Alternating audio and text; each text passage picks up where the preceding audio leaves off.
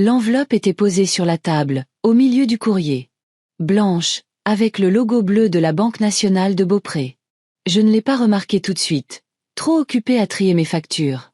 Ce n'est qu'après avoir terminé ma deuxième tasse de café que j'ai pris l'enveloppe et l'ai fait tourner entre mes doigts. Étrange.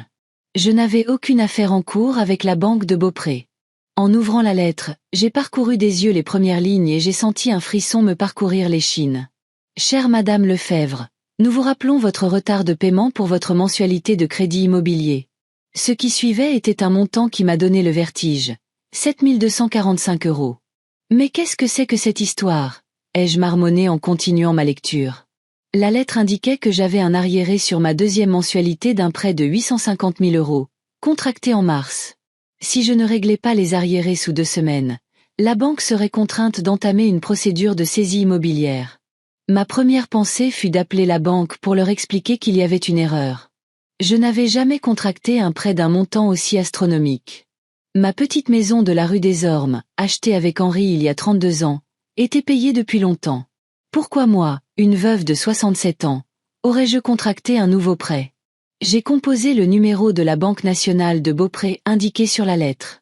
Après une longue attente, j'ai enfin entendu la voix d'une opératrice. Bonjour, ici Simone Lefebvre. J'ai reçu une lettre concernant un retard de paiement sur un prêt, mais il doit y avoir une erreur. Je n'ai contracté aucun prêt auprès de votre banque. Un instant, Madame Lefebvre, je vérifie les informations, répondit poliment la jeune femme. Pendant qu'elle examinait les données, j'ai regardé par la fenêtre de la cuisine mon petit jardin bien entretenu. Henri était mort il y a 10 ans et, depuis, je vivais seule dans la maison, m'habituant progressivement à ma vie de veuve. 43 ans ensemble, puis plus rien. Non, pas tout à fait le vide. J'avais des enfants, Chloé et Léo, mais ils avaient leur propre vie depuis longtemps et ne pensaient pas souvent à leur mère. Madame Lefebvre. La voix de l'opératrice m'a ramenée à la réalité. Selon nos dossiers, le 14 mars de cette année, vous avez effectivement contracté un prêt immobilier d'un montant de 850 000 € sur une durée de 30 ans. Le prêt était destiné à l'achat d'un bien immobilier au 27, les Terrasses du Lac, à Valmont. Mais c'est impossible, m'exclamai-je. Je n'ai jamais signé aucun papier pour un prêt, surtout pas pour un tel montant. Nous avons tous les documents nécessaires, Madame Lefebvre, y compris votre signature sur le contrat de prêt, des copies de votre carte d'identité, votre numéro de sécurité sociale et vos déclarations de revenus des 3 dernières années. J'ai senti ma bouche s'assécher. Quelqu'un avait utilisé mes informations pour contracter un prêt d'une somme colossale. C'est une fraude, dis-je fermement. Quelqu'un a volé mes données. Dans ce cas, vous devriez aller à la police, Madame Lefebvre. Et vous devriez venir à notre siège avec une pièce d'identité pour une audition. Mais je dois vous avertir que, jusqu'à ce que la situation soit clarifiée, la banque vous tiendra pour responsable des paiements du prêt. Après l'appel, je me suis assise à mon bureau, sentant mes mains trembler. Qui aurait pu faire une chose pareille ? Qui avait accès à mes documents ? Soudain, le téléphone a sonné. Le nom de ma fille est apparu à l'écran. Maman, tu n'as pas oublié que c'est l'anniversaire de Zoé aujourd'hui, commença Chloé sans même me saluer. On t'attend à 15 heures. Et s'il te plaît, ne mets pas cet horrible pull vert. C'est un restaurant, pas ton potager. Zoé, ma petite fille, fêtait ses 12 ans. Bien sûr que je m'en souvenais, j'avais déjà préparé un cadeau. Un bracelet en argent avec un pendentif en forme d'étoile. Je sais, Chloé, dis-je, mais j'ai un grave problème. J'ai reçu une lettre de la banque. Maman, ne recommence pas avec ça, m'interrompit-elle avec une irritation mal dissimulée. Si c'est encore une publicité pour une carte de crédit, jette-la. Combien de fois dois-je te dire que tu n'as pas besoin d'ouvrir toutes ces lettres ? Chloé, ce n'est pas une publicité. Quelqu'un a contracté un crédit de près d'1 million d'euros à mon nom. Il y eut un silence au bout du fil. Qu'est-ce que c'est que ces bêtises, maman ? Dit finalement Chloé avec un rire nerveux. Qui accorderait un tel prêt à une retraitée ? Tu confonds tout. Je ne confonds rien, objectai-je. J'ai une lettre de la banque. C'est écrit noir sur blanc. Un prêt de 850 000 €, émis à mon nom, et prétendument avec ma signature. Maman, ta tension doit encore monter en flèche. La voix de Chloé avait une douceur mielleuse qui trahissait toujours une irritation extrême. Tu es sûre d'avoir pris tes médicaments aujourd'hui ? Arrête de me parler comme si j'étais une vieille folle. J'élevais rarement la voix, mais là, je n'ai pas pu m'en empêcher. Je suis saine d'esprit et je sais exactement ce qui se passe. Quelqu'un a volé mes informations et a contracté un prêt, et je vais le signaler à la police. La police? Oh mon Dieu, maman! Tu essaies de nous faire honte devant toute la ville? Chloé semblait paniquer. Écoute, je passerai après le travail. Je regarderai cette lettre et on trouvera une solution. Mais pour l'amour de Dieu, ne passe aucun appel, d'accord? J'ai accepté, un peu perplexe face à cette réaction. Passe après le travail. En raccrochant, je me suis dit que la réaction de ma fille me paraissait étrange. N'était-elle pas devenue trop anxieuse à la simple mention de la police? Pour me distraire de mes pensées angoissantes, j'ai décidé de me préparer pour la fête de ma petite fille. J'ai sorti de mon armoire une robe bleu foncé que je ne portais que pour les grandes occasions et j'ai commencé à la repasser. Mes pensées revenaient sans cesse à ce prêt mystérieux. À 15 heures, j'étais au restaurant Le Lys d'Or, un établissement prétentieux au prix exorbitant et aux portions minuscules. Léo, mon fils, était déjà là avec sa femme, Désirée, et leurs adolescents, Nathan, 15 ans, et Manon, 14 ans. Léo travaillait comme courtier en douane et soulignait toujours son statut avec des montres et des costumes chers. « Maman, tu es encore mal coiffée », dit-il en guise de salut alors que je m'approchais de la table. « Tu as une mèche qui dépasse sur l'oreille gauche. »« Bonjour Léo », dis-je en ignorant sa remarque. « Bonjour Désiré, salut les jeunes. » Les adolescents marmonnèrent quelque chose en réponse, les yeux rivés sur leur téléphone. Désiré hocha la tête avec un sourire poli qui n'atteignit pas ses yeux. « Où est Chloé ?» demandai-je en m'asseyant sur la chaise qu'on me proposait. « Retenue au travail », répondit Léo. « Quelques problèmes avec la famille Ward. Tu sais à quel point elle prend son travail d'inspectrice au sérieux. » Chloé travaillait dans les services sociaux, s'occupant de familles dysfonctionnelles. Elle disait toujours que son travail consistait à sauver les enfants de parents incompétents. Parfois, je pensais que cette phrase était aussi un reproche à mon égard. Nous étions à table depuis une demi-heure quand Chloé est enfin arrivée avec son mari, Franck, et la star du jour, Oé.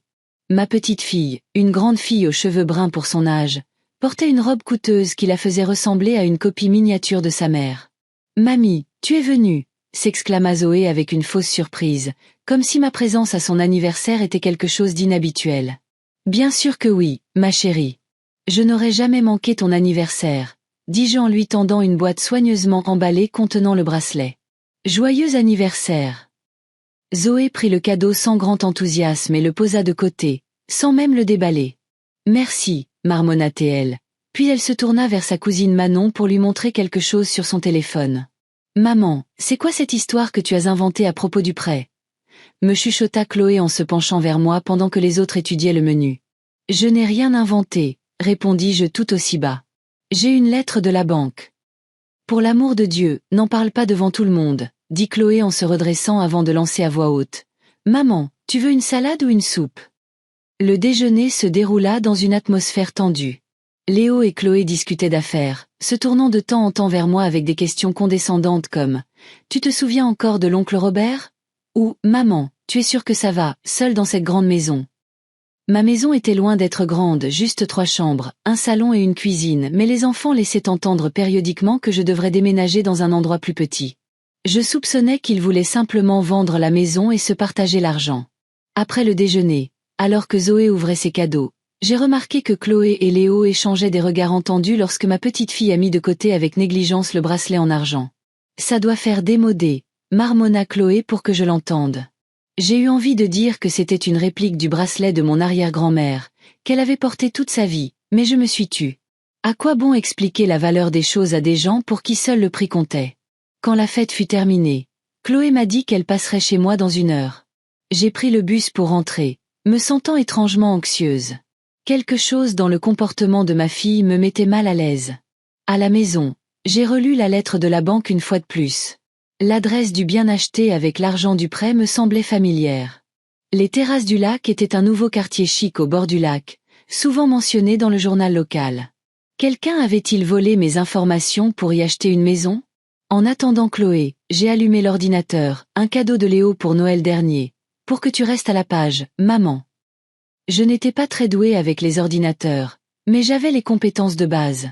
J'ai ouvert un moteur de recherche et tapé l'adresse, 27 Les Terrasses du Lac, Valmont.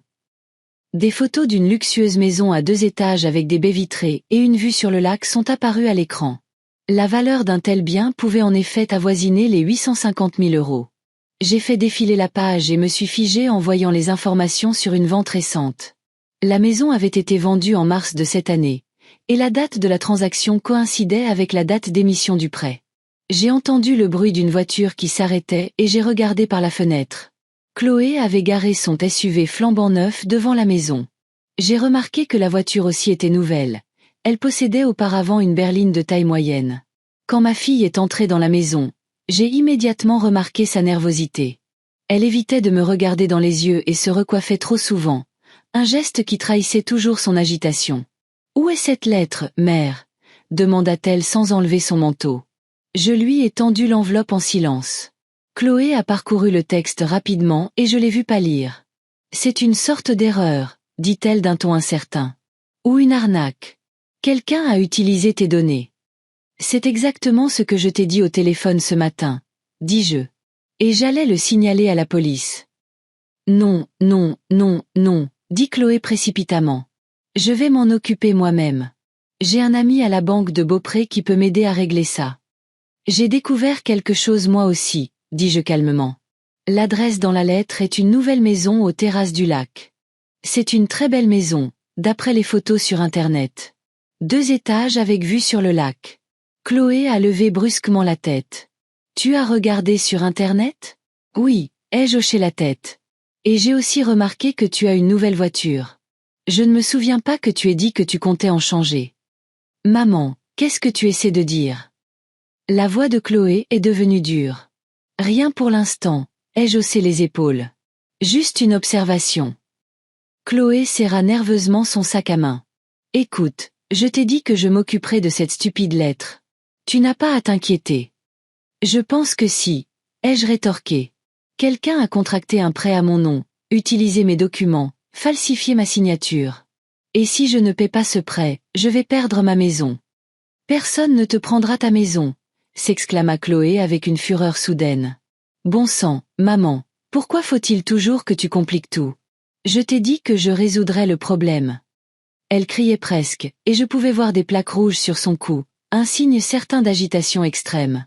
Il n'y avait qu'une seule chose qui pouvait provoquer une telle réaction. Chloé en savait beaucoup plus sur ce prêt qu'elle ne le laissait paraître. « C'est toi, » dis-je doucement, la regardant droit dans les yeux. « C'est toi qui as contracté le prêt à mon nom. » Ma fille a détourné le regard. « Ne dis pas de bêtises, maman. Pourquoi aurais-je fait ça ? » « Je ne sais pas, » répondis-je. « Mais je vais le découvrir. » Chloé m'a arraché la lettre des mains. « Je prends ça. Et s'il te plaît, ne fais rien de stupide. N'appelle pas la banque, ne va pas à la police. Je m'en occupe. » Elle est sortie de la maison en courant, claquant bruyamment la porte. Je suis restée debout au milieu du salon, me sentant étrangement dévastée. Ma propre fille avait volé mes informations pour acheter une maison à près d'1 million d'euros. Une maison dont elle ne m'avait même pas parlé. Je me suis lentement dirigée vers mon ordinateur et j'ai rouvert la page avec les photos de la maison aux Terrasses du Lac. Un bâtiment luxueux avec d'immenses fenêtres et une terrasse surplombant le lac. Un endroit où je n'avais jamais été invitée. Dans ma boîte de réception, j'ai remarqué un message non lu de la banque. En l'ouvrant, j'ai vu une copie électronique du contrat de prêt, envoyé à mon adresse lors de la finalisation de la transaction. Dans la colonne de la signature de l'emprunteur se trouvait une contrefaçon de ma signature, si grossièrement faite qu'il était étrange que la banque n'ait rien remarqué.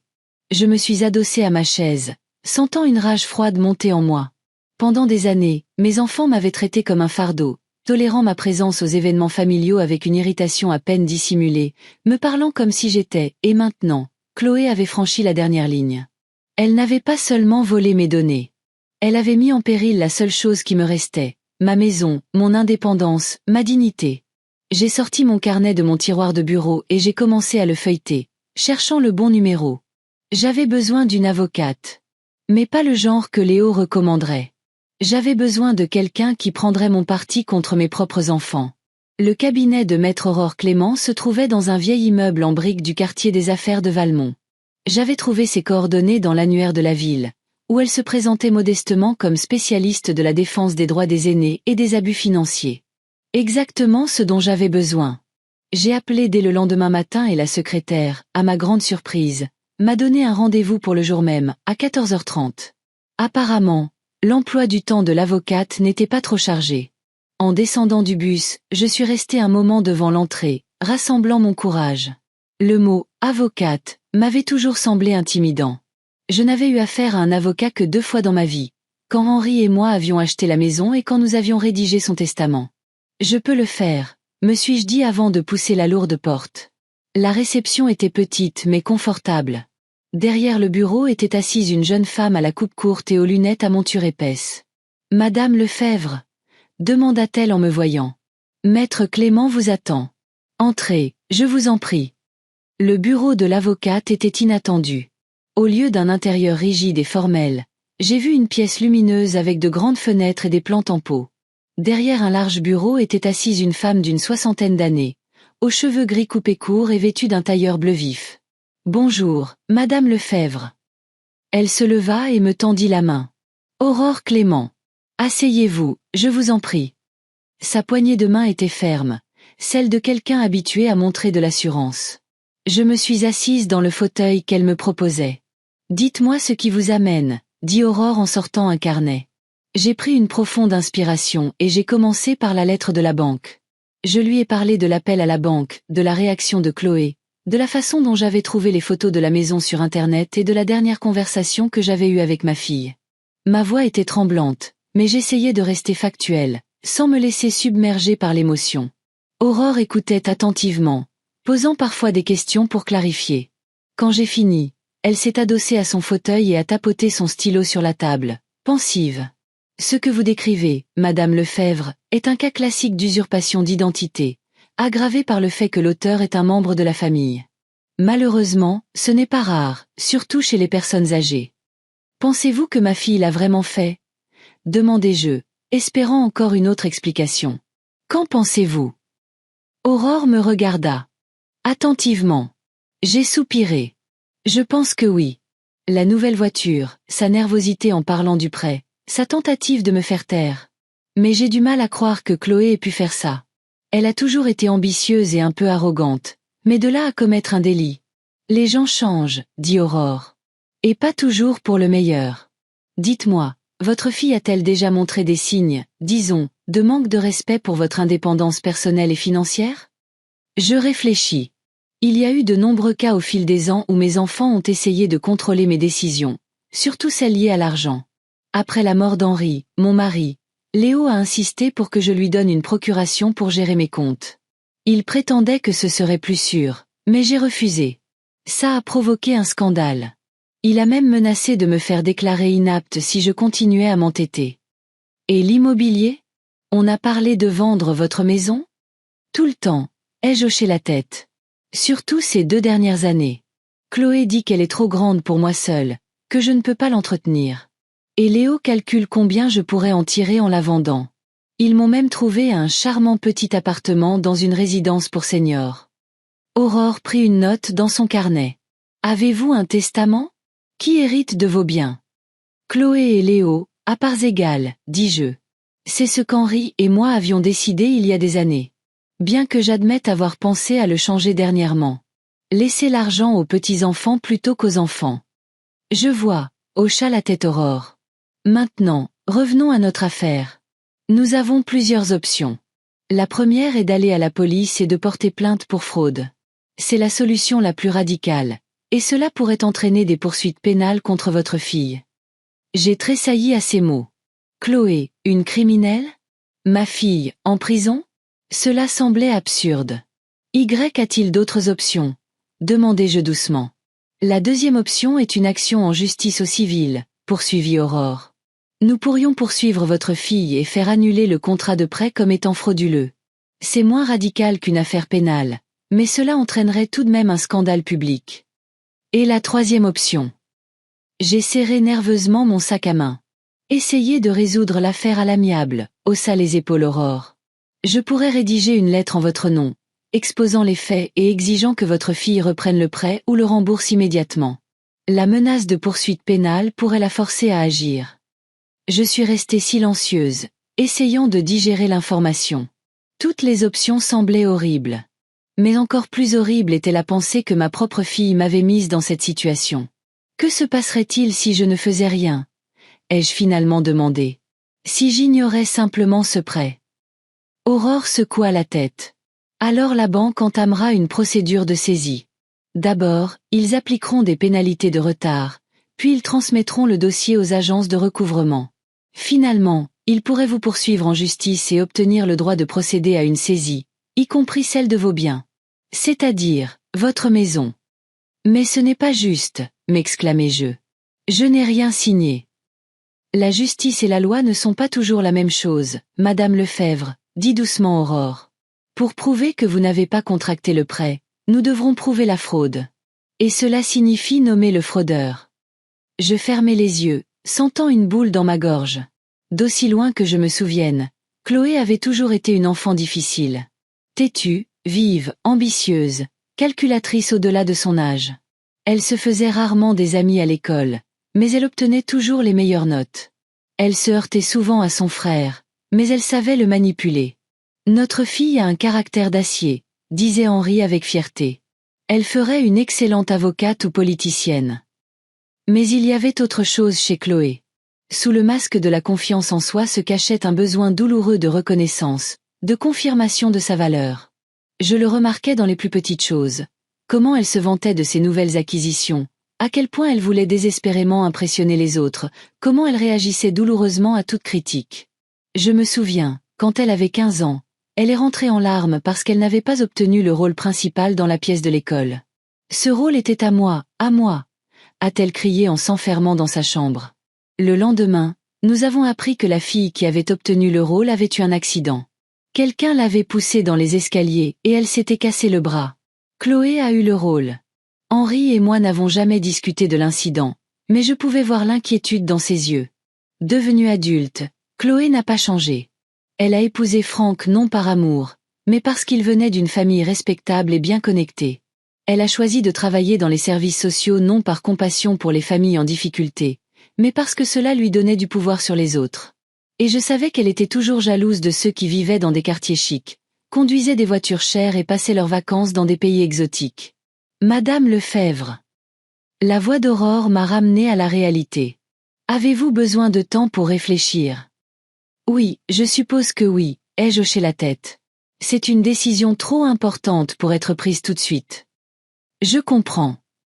Aurore m'a tendu une carte de visite. Appelez-moi quand vous aurez décidé de la marche à suivre. Mais ne tardez pas trop. Le temps joue contre nous.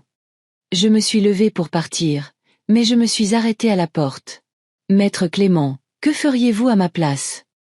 Aurore a hésité. Je ne peux pas donner de tels conseils, Madame Lefebvre. Chaque personne doit décider pour elle-même ce qui est le plus important, les liens familiaux ou la justice. Et s'il n'y a pas de choix? Ai-je demandé doucement. Si les liens familiaux sont déjà rompus? Alors, il ne reste que la justice, répondit simplement Aurore. Et le respect de soi. Je suis sortie du bureau le cœur lourd. Il brunait dehors, et j'ai ouvert le parapluie que j'avais toujours avec moi. Une vieille habitude dont mes enfants se moquaient. Mamie la météo, m'appelait Zoé. Maman, il y a des applis météo maintenant, disait Chloé. Marchant lentement vers l'arrêt de bus, j'ai pensé aux mots d'Aurore. Les liens familiaux ou la justice. Mais les vrais liens familiaux ne sont-ils pas basés sur le respect mutuel? Peut-il y avoir une vraie famille où certains membres trichent et profitent des autres? Le bus était en retard, et je me suis assise sur un banc. Les gens passaient en hâte, s'abritant de la pluie, indifférents aux problèmes des autres. Et dans ma tête tourbillonnaient les souvenirs. Voici Chloé, une petite fille avec des couettes, courant vers moi avec un dessin. Maman, regarde, c'est toi. Sur le dessin, la silhouette anguleuse d'une femme avec un immense sourire. La voici, adolescente, levant les yeux au ciel alors que j'essaie de la serrer dans mes bras devant l'école. Maman, tu me fais honte. La voici, diplômée de l'université, montrant fièrement son diplôme, et je lis dans ses yeux. Regarde, j'ai tout accompli par moi-même. Bien que ce ne soit pas vrai, Henri et moi travaillions en double poste pour payer ses études. Et puis tout a changé. Après la naissance de Zoé, Chloé est devenue encore plus distante. Ses rares visites sont devenues une formalité, ses conversations une énumération de mes défauts. Maman, tu devrais soigner ton apparence. Maman, ta maison a l'air démodée. Maman, tu parles trop du passé. Quand Henri est mort, Chloé a organisé les funérailles sans me demander mon avis sur quoi que ce soit. Elle a choisi le cercueil, les fleurs, même une robe pour moi. Tu n'es pas en état de prendre des décisions maintenant, maman, a-t-elle dit d'un ton qui ne tolérait aucune objection. Et après les funérailles, elle et Léo ont commencé à se partager les affaires d'Henri comme si je n'existais pas. Sa collection de timbres, qu'il avait constituée toute sa vie, Léo l'a prise pour lui sans même me demander. Ça va juste prendre la poussière chez toi, maman. J'étais devenue un fardeau pour eux. Un problème à résoudre. Une vieille femme dont on ne pouvait attendre que des ennuis. Ils avaient cessé de me voir comme une personne. Ils ne l'avaient probablement jamais fait. Le bus est arrivé, et j'ai monté les marches, luttant pour tenir mon parapluie mouillé. Une jeune femme m'a cédé sa place, et j'ai hoché la tête avec gratitude. Un petit geste de courtoisie d'une inconnue, plus que ce que j'avais reçu de mes propres enfants ces dernières années. À la maison, la première chose que j'ai faite a été de prendre mon téléphone et de composer le numéro de la seule personne en qui je pouvais avoir confiance. Audrey Morin, une amie de l'époque où je travaillais à la poste. Audrey avait 5 ans de plus que moi, mais elle avait plus d'énergie que des gens de la moitié de son âge. Lorsqu'elle est devenue veuve presque en même temps que moi, elle ne s'est pas laissée abattre, mais s'est lancée dans le bénévolat dans un refuge pour animaux et a même commencé à apprendre l'espagnol pour sa culture générale. Simone, a-t-elle répondu après la 3e sonnerie. Quelque chose ne va pas. Tu n'appelles pas d'habitude en pleine journée. Je lui ai brièvement raconté la situation du prêt et ma visite chez l'avocate. Quelle vipère! S'exclama Audrey quand j'eus fini. Après tout ce que toi et Henri avez fait pour elle. Simone, tu devrais la poursuivre en justice. Non, à la police.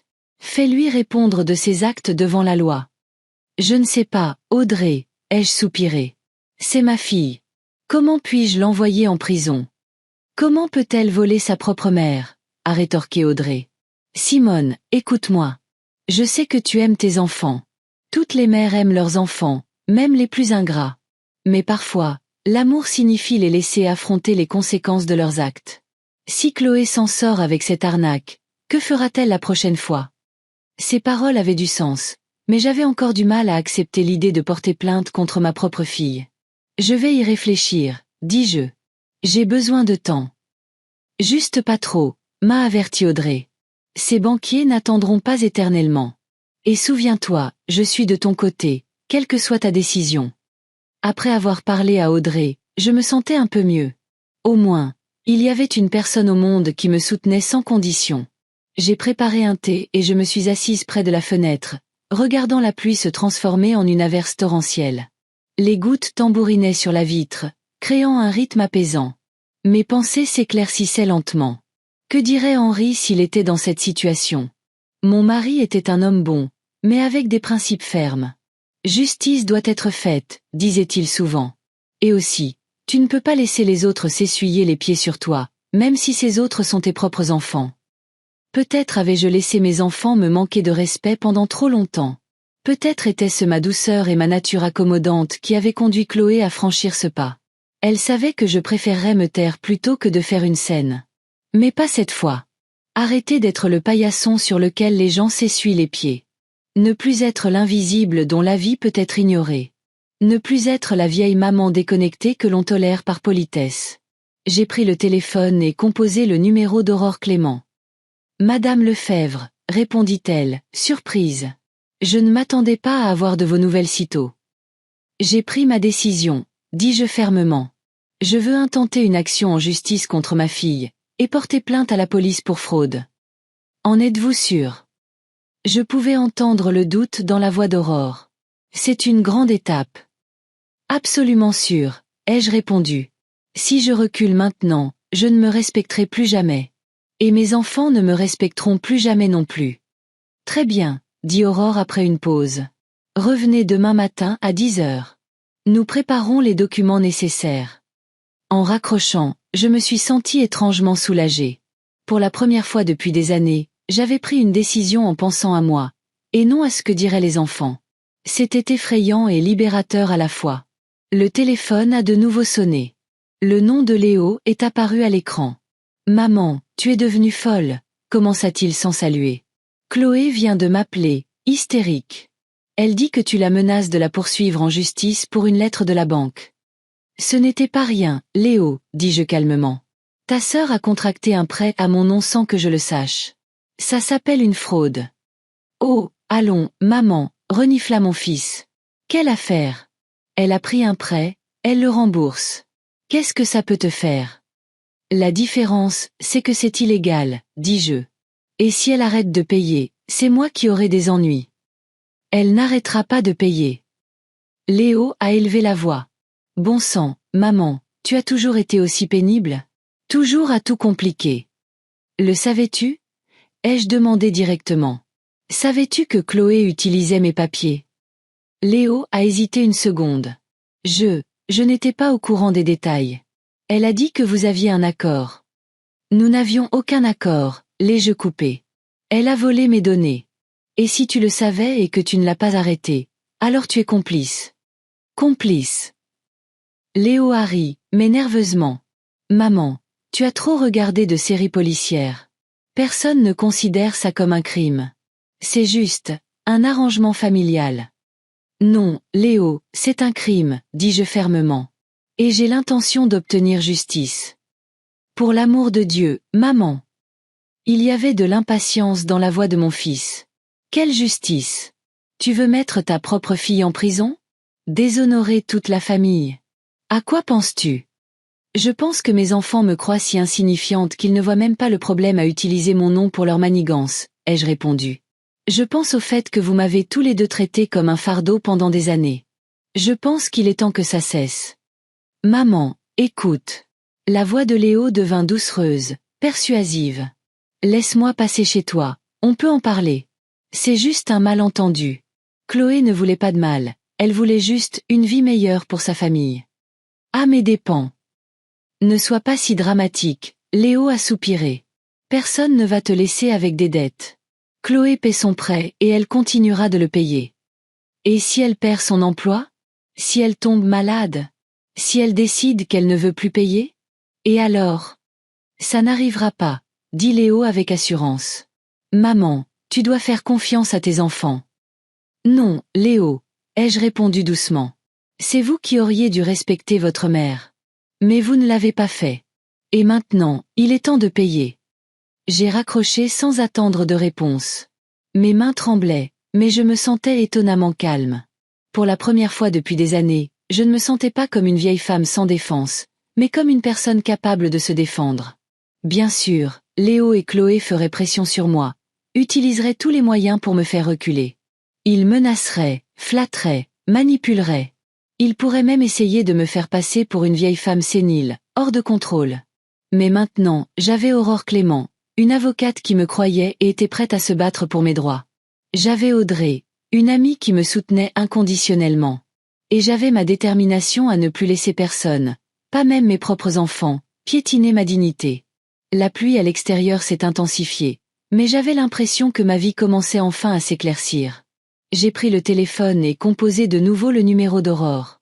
Maître Clément, je me demandais, si nous gagnions le procès, qu'arrive-t-il à la maison que Chloé a achetée avec l'argent du prêt? La banque la saisira probablement pour rembourser le prêt, a répondu Aurore. Et si votre fille est reconnue coupable de fraude, elle pourrait écoper d'une amende et peut-être d'une peine avec sursis.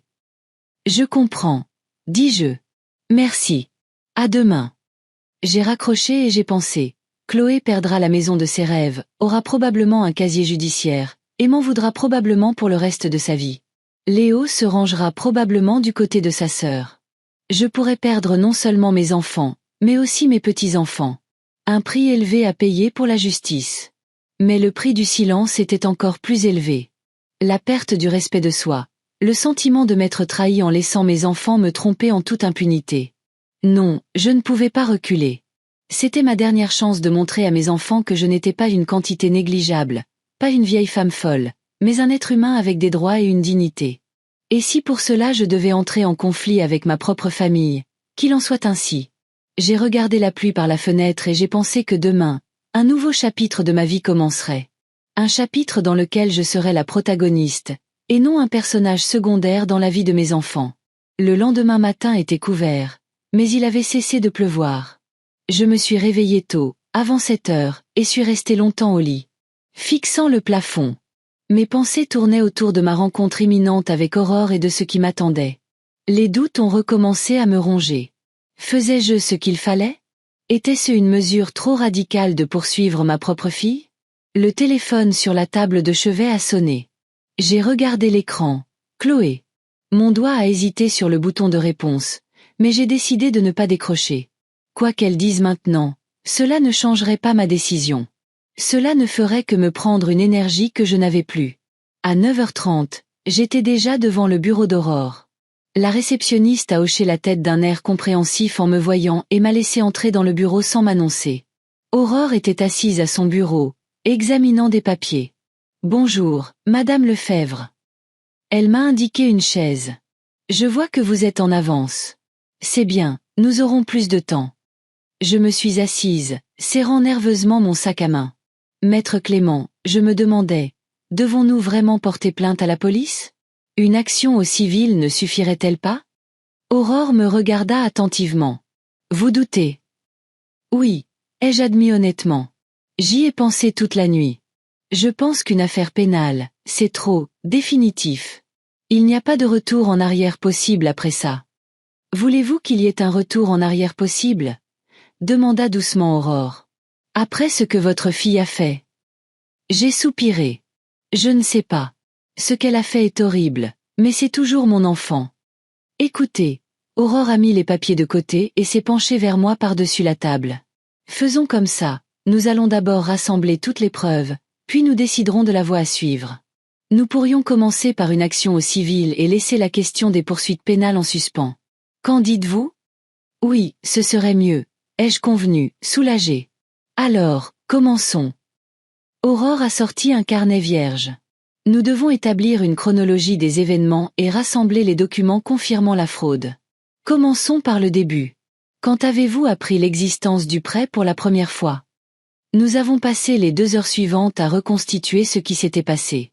J'ai tout raconté, la lettre de la banque, la conversation avec l'opératrice, la réaction étrange de Chloé et Léo, la nouvelle voiture de ma fille et la maison aux terrasses du lac. Donc, a résumé Aurore, le prêt a été traité le 14 mars. Étiez-vous quelque part ce jour-là? Peut-être en voyage ou chez le médecin. Nous devons prouver que vous n'auriez pas pu signer physiquement les documents à la banque. J'ai réfléchi, essayant de me souvenir de ce jour. Le 14 mars. Oui, je me souviens. J'avais un bilan de santé de routine à la clinique Sainte-Élisabeth ce jour-là. Ça a pris presque toute la journée, de 8 heures du matin à 15 heures. D'abord des analyses, puis une consultation chez le cardiologue, puis d'autres procédures. C'était un mardi, je m'en souviens exactement car j'étais inquiète des résultats. Excellent. Aurore a pris une note. Nous demanderons les dossiers médicaux de la clinique pour confirmer votre présence là-bas au moment où le contrat de prêt aurait été signé. C'est une preuve cruciale. Vont-ils nous donner ces informations? À la demande d'un avocat dans le cadre de la préparation d'un procès, oui. Autre chose? Oh oui, nous avons besoin d'échantillons de votre vraie signature pour la comparer à celle sur le contrat de prêt. Avez-vous vos papiers d'identité sur vous? J'ai sorti ma carte d'identité et mon permis de conduire de mon sac à main. Juste ça. Le reste est à la maison. C'est suffisant pour commencer. Aurore a hoché la tête. Je ferai des copies plus tard. Nous aurons besoin d'une expertise graphologique officielle, mais c'est pour le procès. Elle a quitté le bureau avec mes papiers, et je suis restée assise, regardant les nombreuses plantes sur le rebord de la fenêtre. Il y avait surtout des plantes grasses, petites, sans prétention, mais étonnamment résistantes. D'une certaine manière, elles me rappelaient moi-même. Aurore est revenue avec mes papiers et un verre d'eau pour moi.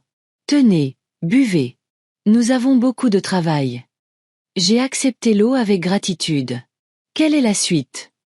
Ensuite, nous devons obtenir une copie du contrat de prêt de la banque. J'ai déjà préparé la demande. Aurore m'a montré un document sur papier à en-tête officielle. Vous devrez le signer. Nous aurons aussi besoin des informations sur tous les paiements du prêt, qui les a faits et quand. Cela aidera à prouver que vous n'aviez rien à voir avec le prêt. J'ai signé la demande, me sentant étrangement soulagée de ne pas être la seule à devoir gérer cette histoire compliquée. Maintenant, concernant la maison aux terrasses du lac, a poursuivi Aurore. Vous avez dit que vous aviez trouvé des informations à ce sujet sur Internet. Mais nous avons besoin des registres immobiliers officiels. À qui est-elle enregistrée? Qui est l'acheteur sur l'acte de vente? Je vais déposer une demande, mais cela prendra du temps. Combien de temps? Ai-je demandé. 5 à 7 jours. La bureaucratie, a haussé les épaules Aurore. Mais il y a un moyen d'accélérer les choses. Je connais un agent immobilier qui a accès à la base de données immobilières. Il peut nous donner des informations préliminaires de manière informelle. Je le contacterai aujourd'hui. Et la banque? Ai-je demandé. Comment ont-ils pu accorder un prêt aussi important sans vérifier tout en profondeur? C'est une bonne question, a hoché la tête Aurore. Les banques sont obligées de procéder à des vérifications strictes de l'identité de l'emprunteur. Mais si l'escroc avait tous vos documents, y compris votre numéro de sécurité sociale et vos déclarations de revenus, plus une signature bien imitée, et si la demande a été soumise par quelqu'un que vous connaissez bien, qui pourrait répondre à des questions personnelles sur vous. Les banques aussi font des erreurs. Ou ferment les yeux si c'est une bonne affaire. C'est possible aussi, ai-je dit. En tout cas, nous chercherons à savoir s'il y a eu des irrégularités dans le prêt, a convenu Aurore. Les jours suivants se sont passés dans une attente anxieuse. Aurore s'occupait de rassembler les preuves, et j'essayais de vivre une vie normale, bien que ce ne soit pas facile. Les enfants n'appelaient pas, ni Chloé ni Léo. Apparemment, ils avaient décidé de me laisser le temps de reprendre mes esprits. Le 4e jour, Aurore a appelé et m'a demandé de venir à son bureau. J'ai des nouvelles, a-t-elle dit en entrant dans son bureau. Un agent immobilier que je connais a fourni des informations sur la maison aux terrasses du lac. Devinez à qui elle est enregistrée. Chloé, ai-je deviné? Pas exactement. Aurore m'a tendu une impression. Elle est enregistrée au nom de Caldwell Holdings SARL. C'est une société à responsabilité limitée créée par votre gendre, Frank Caldwell, il y a 2 mois, peu avant l'achat de la maison. J'ai froncé les sourcils. Pourquoi toutes ces complications? Pourquoi ne pas enregistrer la maison directement à leur nom? Pour cacher le véritable propriétaire, a expliqué Aurore. C'est une pratique courante lorsque les gens veulent cacher quelque chose. Dans ce cas, je pense que votre fille et son mari voulaient cacher le lien entre le prêt à votre nom et l'achat de la maison. Si la maison avait été directement au nom de Chloé, il aurait été trop évident d'où venait l'argent. Mais ils vivent dans la maison, non? Comment explique-t-il cela? Officiellement, il loue la maison à Caldwell Holdings. Du moins, c'est ce que ma source a dit. Le loyer est de 900 € par mois, ce qui est bien en dessous du prix du marché pour une maison comme celle-ci. J'ai secoué la tête, stupéfaite de la ruse de ma fille. Je ne la savais pas capable de telles machinations. Ce n'est pas tout, a poursuivi Aurore. J'ai reçu une copie du contrat de prêt de la banque. Regardez la signature. Elle me l'a tendue. Dans la colonne de la signature de l'emprunteur se trouvait un gribouillis qui ressemblait vaguement à ma signature. Ça ne ressemble même pas, m'exclamai-je. Comment la banque a-t-elle pu accepter une contrefaçon aussi évidente? Parce que quelqu'un à la banque a aidé votre fille. Aurore a tapoté du doigt le document. Notez le nom du conseiller de crédit qui a traité la transaction. Thomas Perrin. Ce nom vous dit-il quelque chose? J'ai hésité. Non, je ne m'en souviens pas. Et votre fille? Je ne sais pas. Attendez. Je me suis souvenu de la conversation à l'anniversaire de Zoé. Léo avait mentionné un certain Thomas, quelqu'un avec qui Chloé était allée à l'université. Je crois qu'ils sont sortis ensemble pendant un certain temps, mais je ne suis pas sûre que ce soit le même Thomas. Ça vaut la peine de vérifier, a noté Aurore. Si le conseiller de crédit connaissait personnellement votre fille, cela expliquerait comment elle a réussi à contourner les contrôles standards.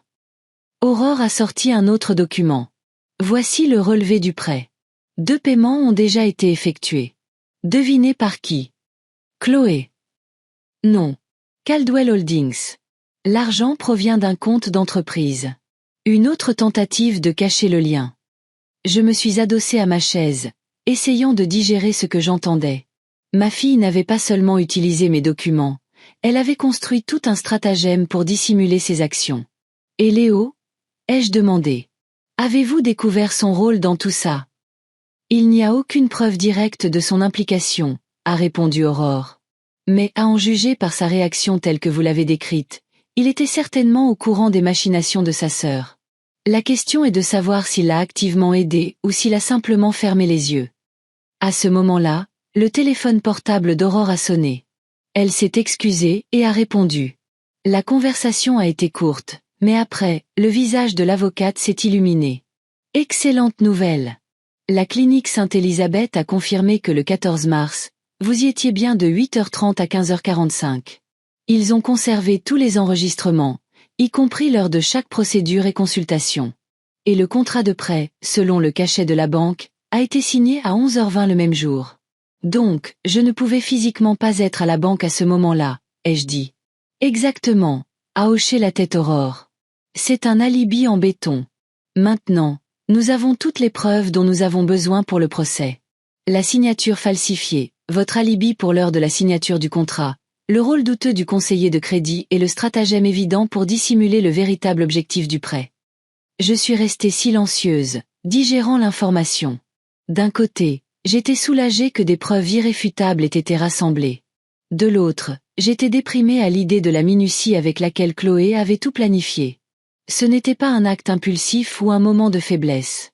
C'était une arnaque bien pensée contre sa propre mère. « Ça va ?» demanda Aurore, remarquant mon état. « Pas vraiment, ai-je répondu honnêtement. Je n'arrive tout simplement pas à croire que ma fille, qu'elle ait pu me faire ça. » Malheureusement, ce n'est pas rare, a déclaré Aurore. Surtout quand il s'agit de parents âgés. Beaucoup d'enfants commencent à les voir non pas comme des êtres humains à part entière, mais comme une propriété, une nuisance ou une source d'héritage potentiel. C'est triste, mais c'est une réalité. J'ai hoché la tête, les larmes me montant aux yeux. Vous savez, quand Henri, mon mari, est mort, j'ai pensé que rien de pire ne pourrait m'arriver dans la vie. Mais ça fait encore plus mal. Aurore m'a tendu en silence une boîte de mouchoirs. J'ai épongé mes yeux, essayant de me ressaisir. Je suis désolée, je ne suis généralement pas aussi émotive. Ne vous excusez pas, dit doucement Aurore. Vous avez tout à fait le droit de ressentir ce que vous voulez dans une situation comme celle-ci. Nous sommes restés silencieux un moment. Puis Aurore a demandé, « Que voulez-vous faire maintenant ? Nous avons suffisamment de preuves pour une action au civil. Si nous gagnons, la banque annulera le contrat de prêt et vous n'aurez pas à payer le prêt. Mais la maison sera probablement confisquée car elle a été achetée avec des fonds obtenus illégalement. Et l'affaire pénale ? Ai-je demandé doucement. Pour cela, vous devriez déposer une plainte auprès de la police, a répondu Aurore. Ils mèneront leur enquête et s'ils trouvent suffisamment de preuves, l'affaire sera renvoyée au procureur. Si votre fille est reconnue coupable, elle pourrait écoper d'une amende et peut-être d'une peine avec sursis. La prison ferme est rare dans ces cas, surtout s'il s'agit d'une première infraction. Je me suis demandé, est-ce que je voulais que ma fille ait un casier judiciaire ? Non. Mais est-ce que je voulais qu'elle réalise la gravité de ce qu'elle avait fait ? Absolument. Pourrions-nous commencer par l'action au civil ? Ai-je demandé. Pourrions-nous laisser l'affaire pénale en suspens ? Je veux voir comment Chloé réagit. Peut-être qu'elle reprendra ses esprits, qu'elle admettra sa culpabilité.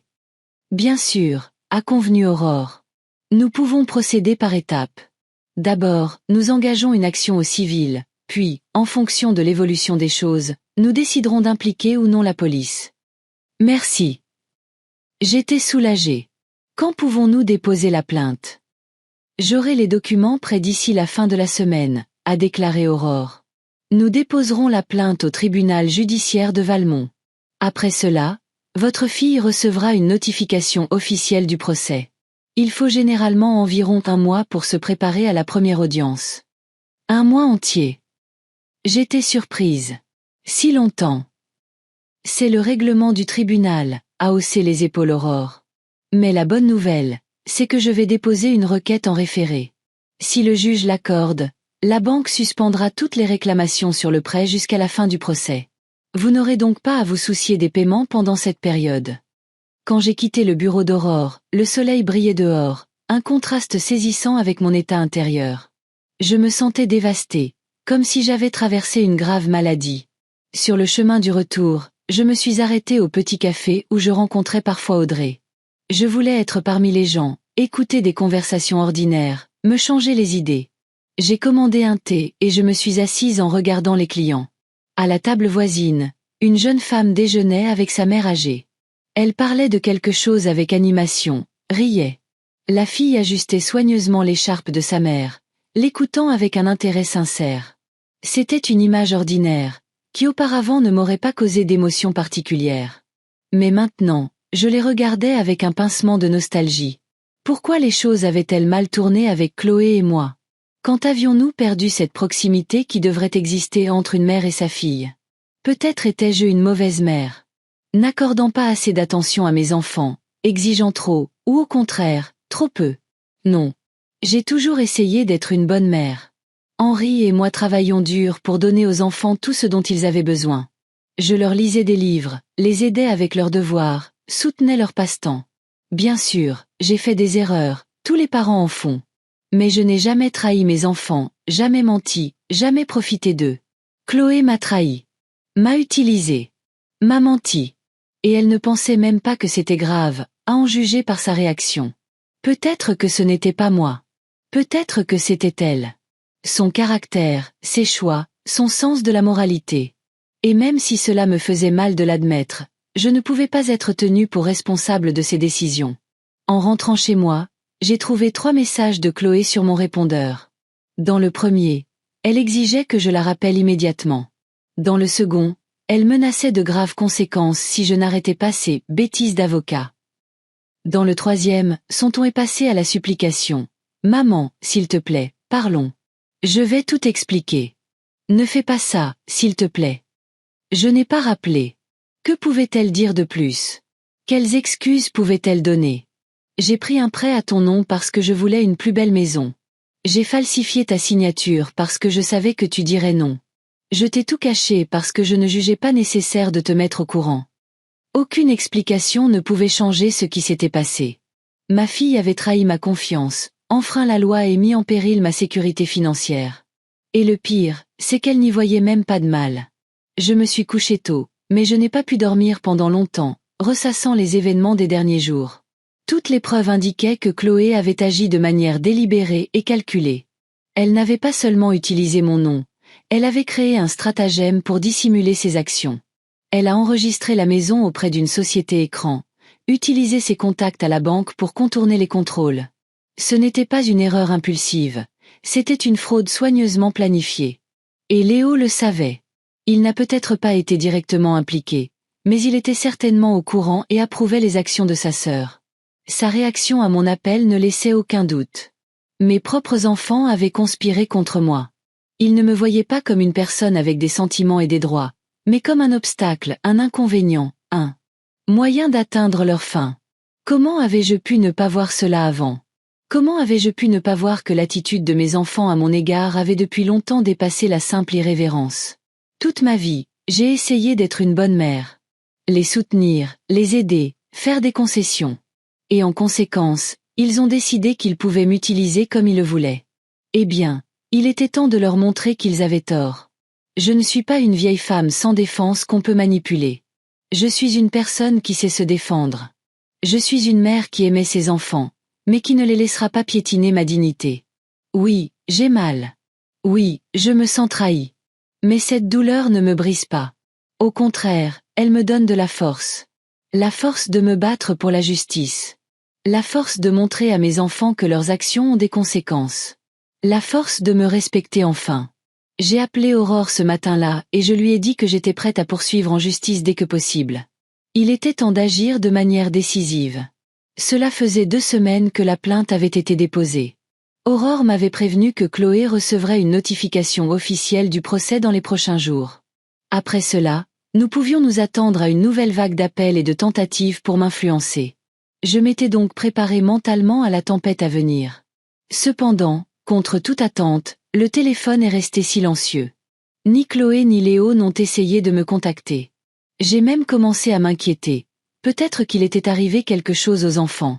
Mais ensuite, j'ai décidé qu'ils m'ignoraient simplement, espérant que je reprendrais mes esprits et que je retirais la plainte. Jeudi matin, j'ai reçu un appel d'Audrey. Elle parlait vite et avec enthousiasme. « Simone, tu es assise? Tu ferais mieux de t'asseoir. »« Qu'y a-t-il » ai-je demandé, m'enfonçant dans le fauteuil près du téléphone. « Ma petite fille, Paige, tu te souviens d'elle, non ? Elle travaille à temps partiel pour le traiteur La Cuillère d'Argent, a commencé Audrey.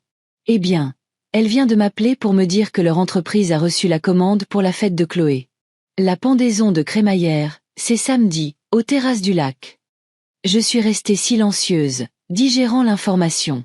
Chloé organisait une pendaison de crémaillère dans une maison achetée avec un prêt obtenu frauduleusement à mon nom. Et bien sûr, elle ne m'avait pas invitée. Simone, tu es là. La voix d'Audrey m'a ramenée à la réalité. Oui, je suis là, ai-je répondu. Je suis juste en train de réfléchir à ce que j'ai entendu. C'est tout simplement scandaleux, s'exclama Audrey. Organiser une pendaison de crémaillère alors qu'il y a un procès en cours, et même pas inviter sa propre mère. J'ai toujours dit que ta Chloé était un sacré numéro, mais là, ça dépasse les bornes. Combien d'invités attend elle, ai-je demandé, surprise de mon propre calme. Paige dit que la réservation est pour 40 personnes.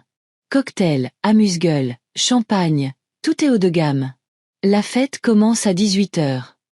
J'ai imaginé Chloé faisant visiter à ses invités sa nouvelle maison luxueuse, acceptant les félicitations, parlant des rénovations design et de la vue sur le lac. Et pas un mot sur la façon dont elle avait réussi à acheter la propriété. Merci de me l'avoir fait savoir, Audrey, ai-je dit. C'est une information importante. Qu'est-ce que tu vas faire? Sa voix semblait curieuse. Je ne sais pas encore, ai-je dit honnêtement. Mais je suis sûre que je trouverai quelque chose. Après avoir parlé à Audrey, j'ai composé le numéro d'Aurore. Heureusement, elle était là et a répondu tout de suite.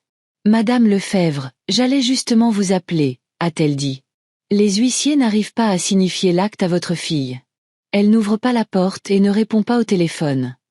Je crois que je sais quand où la trouver à coup sûr, ai-je dit, et je lui ai parlé de la fête à venir. Il y eut une pause à l'autre bout du fil. Vous suggérez que nous lui signifions l'assignation en pleine pendaison de crémaillère, demanda Aurore. C'est peu conventionnel. Y a-t-il des obstacles juridiques? Ai-je demandé. Non, juridiquement, il n'y a pas d'obstacle, a répondu Aurore. L'huissier de justice a le droit de signifier les documents où que se trouve le défendeur. Mais cela pourrait provoquer un scandale. Qu'il en soit ainsi, dis-je fermement. Ma fille organise une fête dans une maison qu'elle a achetée avec de l'argent obtenu illégalement, et elle ne prend même pas la peine de m'inviter, alors que le prêt est à mon nom. Je pense qu'un petit scandale est le moins qu'elle mérite. Très bien, je contacterai l'huissier, a convenu Aurore après un moment de réflexion. Mais êtes-vous sûr de vouloir être là en personne? Ne serait-il pas préférable de laisser l'huissier faire son travail lui-même? Je me suis demandé, vraiment, pourquoi voudrais-je être là? Pour voir le choc sur le visage de ma fille? Pour savourer son humiliation? Non, ce n'était pas ça. Je voulais que Chloé réalise que je n'étais pas une vieille femme sans défense qu'on pouvait utiliser et oublier. Je suis une personne qui peut se défendre. Oui, je veux être là, dis-je fermement. Pas par vengeance, mais pour montrer à ma fille que je n'ai pas abandonné et que je n'abandonnerai pas. Je comprends. La voix d'Aurore était respectueuse. Dans ce cas, je m'arrangerai avec l'huissier pour vous retrouver samedi soir près de la maison de votre fille. Disons 17h30. C'est parfait, ai-je convenu. Tenez-moi au courant de l'endroit exact plus près de la date. Après avoir parlé à Aurore, je me sentais étrangement calme. La décision avait été prise, et maintenant, il ne me restait plus qu'à suivre le plan. Pour la première fois depuis longtemps, je me sentais en contrôle de la situation. Plutôt qu'à la dérive. Le reste de la semaine s'est passé dans une attente anxieuse. J'essayais de m'occuper avec les tâches quotidiennes, nettoyage, lecture, jardinage, mais mes pensées revenaient sans cesse à samedi. Est-ce que je faisais ce qu'il fallait? Était-ce trop cruel de gâcher la fête de ma fille? Mais chaque fois que les doutes commençaient à me ronger, je me souvenais de ce que Chloé avait fait, et ma détermination revenait. Samedi, je me suis réveillée tôt. La journée était claire et chaude. Le temps parfait pour une fête au bord du lac. Je suis restée longtemps devant mon armoire, me demandant quoi porter. Finalement, j'ai choisi une robe bleu foncé avec un col blanc, austère mais élégante. J'ai coiffé mes cheveux et appliqué un maquillage léger. En me regardant dans le miroir, j'ai vu non pas une femme brisée par le chagrin, mais une personne digne et forte. À 17h, j'ai appelé un taxi. D'habitude, j'utilisais les transports en commun. Mais aujourd'hui, c'était une occasion spéciale. De plus, je ne savais pas comment j'allais rentrer, et je ne voulais pas dépendre des horaires de bus. Aurore m'avait envoyé l'adresse d'un café près des terrasses du lac où nous devions rencontrer l'huissier. Quand le taxi s'est arrêté devant le café, j'ai vu Aurore assise à une table sur la terrasse extérieure. À côté d'elle se trouvait un homme grand, d'âge moyen, dans un costume élégant. « Madame Lefebvre », Aurore s'est levée en me voyant. « Je vous présente Maître Éric Nolin, l'huissier de justice. » Maître Nolin a hoché la tête poliment. « Bonsoir, madame. » Maître Clément m'a expliqué la situation. Je signifierai l'assignation à madame Caldwell en conformité avec toutes les règles. « Merci », dis-je en lui serrant la main, notant sa poignée de main ferme. « Voici le plan d'action », a dit Aurore. Maître Nolin se fera passer pour un employé du traiteur pour entrer dans la maison. Une fois qu'il aura localisé votre fille, il lui remettra les papiers. Vous pouvez entrer avec lui ou attendre dehors et entrer plus tard, comme vous préférez. Je me suis demandé, me présenter avec l'huissier ou attendre que les documents soient signifiés et entrer ensuite. Qu'est-ce qui ferait la plus forte impression? Je pense qu'il serait préférable que j'entre avec Maître Nolin, ai-je décidé. Chloé doit savoir tout de suite que ce n'est ni un accident ni une coïncidence. Comme vous voudrez, a hoché la tête Aurore. Rappelez-vous simplement que votre objectif n'est pas de provoquer un scandale, mais de montrer que vous êtes sérieuse et que vous ne reculerez pas. Essayez de garder votre dignité, quoi qu'il arrive. J'essaierai, ai-je promis, bien que je tremble à l'intérieur. Nous avons décidé de marcher. Il n'y avait que 10 minutes de marche du café à la maison de Chloé. En chemin, Aurore m'a de nouveau expliqué les aspects juridiques de la situation. Une fois l'assignation signifiée, votre fille sera officiellement considérée comme ayant été informée du procès. Elle aura 21 jours pour déposer une réponse auprès du tribunal. Si elle ne le fait pas, le tribunal pourra rendre un jugement par défaut en votre faveur. J'ai hoché la tête, mais mes pensées étaient loin. J'imaginais entrer dans une maison où je n'avais jamais été la bienvenue. Je verrais le visage de ma fille quand elle réaliserait que ses machinations avaient été exposées. Que dirait-elle? Comment réagirait-elle? Et comment me sentirais-je? Les terrasses du lac étaient exactement comme je l'avais imaginé. Une rangée de maisons de luxe au bord du lac avec des pelouses manucurées et des voitures chères dans les allées. Le numéro 27 se distinguait même dans ce décor. Une maison à 2 étages avec des baies vitrées et une grande terrasse surplombant le lac. Plusieurs voitures étaient déjà garées devant la maison, et une musique étouffée et des rires provenaient des fenêtres ouvertes. La fête bat son plein, a dit Maître Nolin en ajustant sa cravate. Un timing parfait.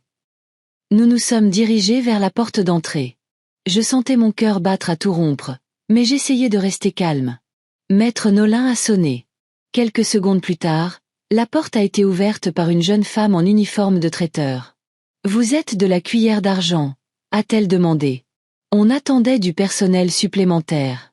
« C'est exact », a hoché la tête Maître Nolin avec assurance. « J'ai été envoyé pour aider au service. Et cette dame est l'inspectrice qualité. Nous devons parler à la maîtresse de maison. » Bien sûr, entrez. Madame Caldwell est dans le salon avec ses invités. La jeune femme nous a fait entrer. Nous sommes entrés dans un hall spacieux avec un sol en marbre et des murs en miroir. Il y avait des vases de fleurs partout, et un lustre en cristal suspendu au plafond qui devait coûter une fortune. J'ai retenu mon souffle. Voilà à quoi avait servi l'argent du prêt à mon nom. Maître Nolin se dirigea avec assurance vers l'endroit d'où provenaient les voix. Je l'ai suivi, essayant de ne pas trahir mon agitation. Nous sommes entrés dans un immense salon avec des baies vitrées donnant sur le lac. La pièce était remplie de gens en tenue de soirée, des verres de champagne à la main. Au centre du groupe se tenait Chloé, dans une élégante robe beige, parlant de quelque chose avec animation. Quand elle a vu un homme inconnu en costume, elle s'est arrêtée à mi-mot. Quand elle m'a vu, son visage s'est pétrifié de choc. « Maman, dit-elle, incrédule. Comment es-tu entrée ici ?» Le silence s'est fait dans la pièce. Tous les yeux étaient tournés vers moi et Maître Nolin, qui s'est avancé. « Madame Chloé Caldwell ?» a-t-il demandé d'un ton officiel. « Oui », a répondu ma fille, confuse. « Et qui êtes-vous » ? « Je suis Éric Nolin, huissier de justice. » Il a sorti des papiers de la poche intérieure de sa veste. « Je vous signifie par la présente une assignation en justice de la part de Simone Lefebvre pour fraude et faux en écriture. » Le visage de Chloé est devenu blême. Elle se tenait immobile, fixant les papiers qu'on lui tendait. Qu'est-ce que c'est que ce bordel? S'exclama Franck, le mari de Chloé, en s'avançant. Quel genre de procès? Le procès concerne un prêt immobilier de 850 000 euros, contracté illégalement au nom de Madame Lefebvre, a expliqué calmement Maître Nolin. Madame Caldwell, veuillez accepter les papiers. Chloé a pris machinalement les papiers, me fixant toujours avec choc. Maman, tu es folle, siffla-t-elle. Faire un tel spectacle devant tout le monde. Non, Chloé. C'est toi qui es folle, dis-je doucement mais fermement. De contracter un prêt à mon nom sans que je le sache, de falsifier ma signature, d'acheter une maison avec de l'argent qui ne t'appartient pas. La pièce est devenue si silencieuse qu'on pouvait entendre le tic-tac de l'horloge sur le mur. Les invités se regardaient, confus. Quelqu'un a commencé à se diriger vers la sortie. Madame Lefebvre, Maître Nolin se pencha légèrement vers moi. Ma mission est accomplie. Je peux y aller, sauf si vous avez d'autres instructions. Merci, Maître Nolin, ai-je hoché la tête. Vous pouvez y aller. L'huissier s'inclina poliment et se dirigea vers la sortie. Il y eut un silence gêné dans le salon. Chloé se tenait là, serrant les documents qu'elle avait reçus, et semblait ne pas savoir quoi faire. Continuons la fête, les amis. Franck a essayé de détendre l'atmosphère. Mademoiselle, dit-il à la serveuse du traiteur, apportez plus de champagne pendant que ma belle-mère et moi discutons dans le bureau. Il a fait un pas vers moi, avec l'intention de me prendre le bras, mais j'ai reculé. Non, Franck, dis-je. Pas de discussion dans le bureau. Tout ce que j'ai à dire, je l'ai déjà dit au tribunal. Maintenant, je veux voir la maison que j'ai achetée avec l'argent du prêt à mon nom. J'ai ce droit, n'est-ce pas? Maman, arrête ça tout de suite. Chloé avait enfin retrouvé la parole. Tu nous fais honte devant tout le monde. Non, Chloé, c'est toi qui te fais honte par tes actions, dis-je calmement. Je ne fais que dire la vérité. Quelle vérité, intervint Léo, que je n'avais pas remarqué parmi les invités. Qu'est-ce que tu inventes encore, mère? Je n'ai rien inventé, Léo. Je me suis tournée vers mon fils. Ta sœur a contracté le prêt à mon nom en falsifiant ma signature. Et tu le savais, mais tu n'as rien fait pour l'arrêter. Ce n'est pas vrai, balbutia Léo, mais je pouvais voir dans ses yeux que j'avais touché juste. Assez. Chloé a jeté les papiers sur la table basse. Maman, tu sors d'ici tout de suite, ou j'appelle la police. Appelle-les, dis-je calmement. Il sera intéressant d'expliquer aux officiers pourquoi tu jettes hors de la maison la personne au nom de qui le prêt pour son achat a été contracté. Il y eut un murmure de surprise parmi les invités. Certains ont même sifflé doucement. Chloé avait l'air d'avoir reçu un coup de poing. Mesdames et messieurs, me suis-je tournée vers les invités. Je m'excuse pour la scène. Je n'avais pas l'intention de gâcher votre soirée. Mais je pensais que vous devriez savoir que cette belle maison a été achetée avec de l'argent frauduleux. Ma fille a utilisé mes papiers et falsifié ma signature pour obtenir un prêt de 850 000 euros. Puis, elle a enregistré la maison auprès d'une société écran pour dissimuler ses actions. C'est un mensonge, a crié Chloé. Maman, tu avais accepté de nous aider avec le prêt. Tu m'avais donné une procuration. Ah oui. J'ai haussé un sourcil. Où est cette procuration? Pourquoi ne l'as-tu pas montrée à la banque? Pourquoi as-tu dû falsifier ma signature? Et pourquoi n'ai-je appris l'existence du prêt que lorsque j'ai reçu l'avis de retard de paiement? Chloé se tut, les lèvres pincées en une ligne fine. Franck posa sa main sur son épaule, comme pour la soutenir. Maman, ne faisons pas de scène, dit-il d'un ton conciliant. On pourra en parler tranquillement demain, par exemple. Non, Franck. J'ai secoué la tête. Nous avons déjà essayé de parler. Chloé a ignoré mes appels. Léo m'a exhorté à ne rien faire de stupide. Aucun de vous n'a pris la situation au sérieux. Vous pensiez que j'allais simplement accepter, comme je le fais toujours. Mais pas cette fois. J'ai marqué une pause, faisant le tour du salon des yeux. Meubles luxueux, luminaires de créateurs, tableaux dans des cadres coûteux. Tout criait l'argent. De l'argent pris par la fraude. C'est une belle maison, dis-je. Dommage qu'il faille la vendre bientôt pour rembourser le prêt. Ou la banque la saisira. Je n'ai pas encore décidé quelle option je préfère. Tu ne peux pas faire ça, s'exclama Chloé en faisant un pas vers moi. C'est notre maison. Nous avons travaillé toute notre vie pour nous offrir une maison comme celle-ci. Non, Chloé, ai-je objecté. Tu n'as pas travaillé pour ça. Tu as juste volé de l'argent en utilisant mon nom. Et maintenant, tu vas devoir en répondre. C'est à ce moment-là que Zoé, ma petite fille, est entrée en courant dans le salon. Elle s'est arrêtée en voyant la scène tendue. « Qu'est-ce qui se passe ?» demanda-t-elle, regardant sa mère puis moi. « Mamie, pourquoi es-tu là ?»« Salut Zoé, lui ai-je souri. Je suis venue voir votre nouvelle maison. Elle est magnifique. »« Zoé, monte dans ta chambre, » dit sèchement Chloé. « Maintenant. »« Mais maman. »« Maintenant. » répéta Chloé en haussant la voix. Zoé m'a jeté un regard perplexe et a quitté la pièce à contre-cœur. « Tu vois ce que tu as fait ?» Chloé s'est tournée vers moi. « Tu as traumatisé l'enfant avec tes accusations stupides. »« Non, Chloé, dis-je calmement. C'est toi qui as traumatisé ta fille en lui donnant un exemple de malhonnêteté et de manque de respect pour la loi. Que pensera-t-elle quand elle apprendra la vérité sur la façon dont vous avez obtenu cette maison ? Elle ne le saura jamais, grinça Chloé entre ses dents. Parce qu'il n'y a pas de vérité. C'est juste la fiction d'une vieille femme sénile qui est jalouse du succès de ses propres enfants. J'ai senti la colère monter en moi, mais je l'ai retenue. Ce n'était ni le moment ni le lieu pour des éclats d'émotion. Fiction. J'ai secoué la tête. J'ai des preuves, Chloé. Une expertise graphologique qui prouve que la signature a été falsifiée. Des dossiers médicaux prouvant que j'étais à la clinique Sainte-Élisabeth lorsque le contrat de prêt a été signé. Des registres immobiliers montrant que la maison a été enregistrée auprès d'une société écran appelée Caldwell Holdings. Des informations sur les paiements du prêt effectués depuis le compte de l'entreprise. Et le témoignage de Thomas Perrin, un conseiller de crédit qui a admis vous avoir aidé à contourner les contrôles en raison de votre relation passée. À chaque mot que je prononçais, le visage de Chloé devenait de plus en plus pâle. J'ai vu la peur vaciller dans ses yeux pour la première fois de toute notre confrontation. « Tu bluffes », a-t-elle murmuré. « Thomas ne ferait jamais. Il a déjà témoigné, ai-je menti, espérant qu'Aurore me pardonnerait cette petite ruse. Face au choix entre t'aider et être poursuivi, il a choisi de sauver sa propre peau. Typique des hommes, n'est-ce pas ?»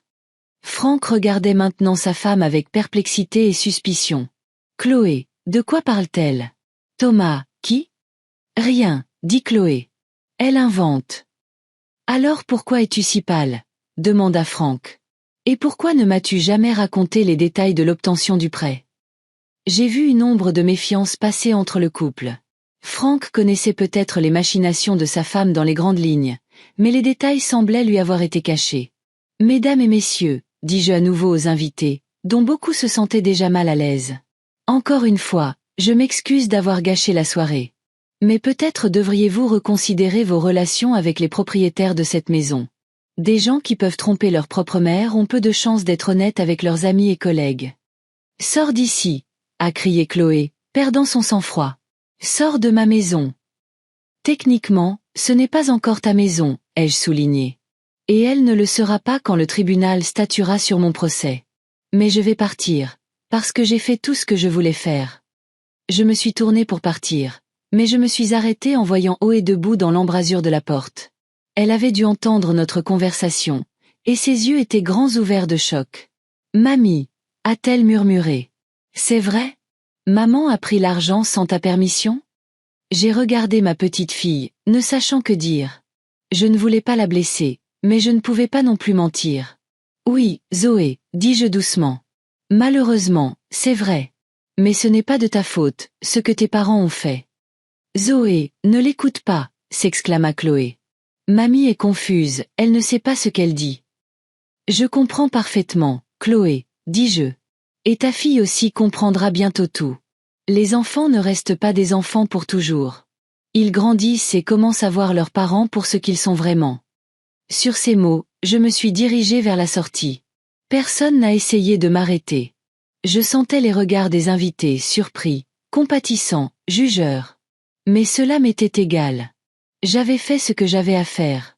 L'histoire du procès et du scandale de la pendaison de crémaillère s'est répandue dans Valmont à la vitesse de l'éclair. Dans une petite ville où tout le monde se connaît, de tels événements ne peuvent passer inaperçus. Dès le lendemain, Audrey m'a appelée, haletante d'excitation. « Simone, tu ne vas pas le croire. Toute la ville en parle. Paige a dit que les invités se sont dispersés dans la demi-heure qui a suivi ton départ, et Frank et Chloé se sont disputés terriblement devant les gens qui restaient. J'écoutais son histoire avec des sentiments mitigés. D'un côté, la satisfaction que la vérité soit enfin sortie. De l'autre, le résidu désagréable de la pensée que j'avais été la cause de l'humiliation publique de ma propre fille. Elle l'avait peut-être mérité, mais il est toujours difficile pour une mère de voir son enfant souffrir, même si cet enfant est une femme adulte qui a commis un crime. Et Léo? Ai-je demandé. Était-il là jusqu'à la fin lui aussi? D'après Paige, il est parti juste après toi. On aurait dit qu'il avait vu un fantôme. Le lendemain du scandale, le téléphone de ma maison n'arrêtait pas de sonner.